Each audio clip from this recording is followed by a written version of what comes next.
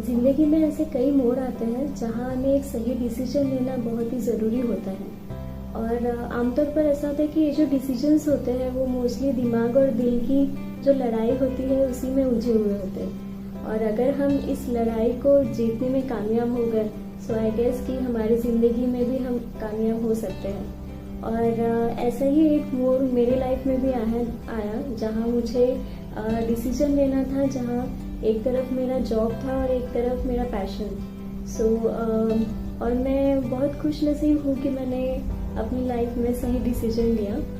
मैं हूँ अंकिता हरिदास नवघरे और मैं एज ए प्रोफेशनल आर्टिस्ट के रूप में काम करती हूँ। एक्चुअली हमारे समाज में देखा जाए तो लड़कियों को अधिकार नहीं दिया जाता है डिसीजंस लेने का। मोस्टली जो उनके डिसीजंस होते हैं वो मोस्टली उनके पेरेंट्स पे डिपेंडेंट होते हैं, या फिर कह सकते हैं कि एक सोसाइटल प्रेशर का उस पर इम्पैक्ट पड़ता है। सो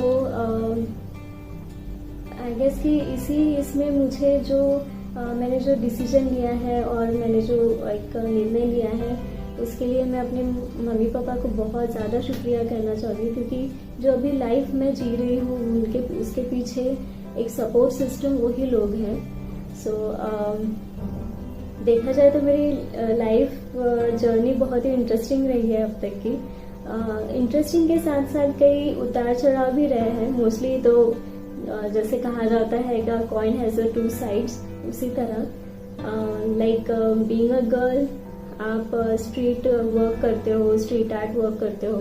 सो वहाँ रोड पे काम करना इट्स लाइक कि एक सोसाइटी का देखने का नज़रिया ही अलग हो जाता है। लास्टली मैं सभी लड़कियों से यही अपील करूँगी कि जो भविष्य का जो डिसीजन होता है, जो निर्णय होता है वो बहुत ही सोच समझ के लीजिए और भविष्य को ध्यान में रख कर लीजिए।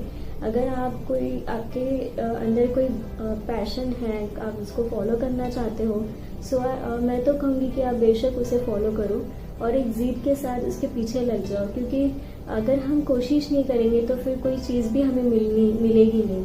इसलिए हमें पहले उस चीज़ जो हमें चाहिए है उसमें बिलीव करना सीखना होगा।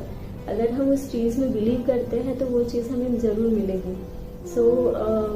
यही कहूँगी कि कोशिश करना ही अपने हाथ में होता है, और इसीलिए कि कोई सोसाइटल प्रेशर में ना जाए। अब अगर आप में कुछ करने की इच्छा हो तो बेशक कदम बढ़ाएं और अपनी ज़िंदगी को कामयाब बनाएं।